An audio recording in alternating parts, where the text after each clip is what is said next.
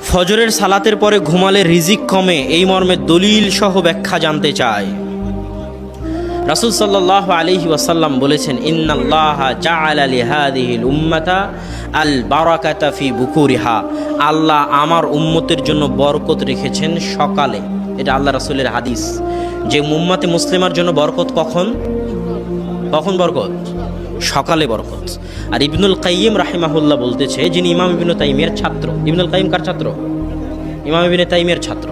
তিনি বলতেছেন যে আমরা সালাফে সালেহিনকে দেখেছি যে তারা যখন সফরে থাকতেন, সফর থেকে এসে ক্লান্ত হয়ে যেতেন, তখনও তারা ফজরের পরে ঘুমাতেন না, বরং সূর্য ওঠা পর্যন্ত অপেক্ষা করতেন এবং সূর্য ওঠার পরে ঘুম যেতেন। কেননা ফজরের পর থেকে নিয়ে সূর্য ওঠা পর্যন্ত কি অবতীর্ণ হয়? বরকত অবতীর্ণ হয়। আর আপনি বরকত থেকে বঞ্চিত হয়ে গেলে রিজিকের বরকত থেকে বঞ্চিত হয়ে যাবেন।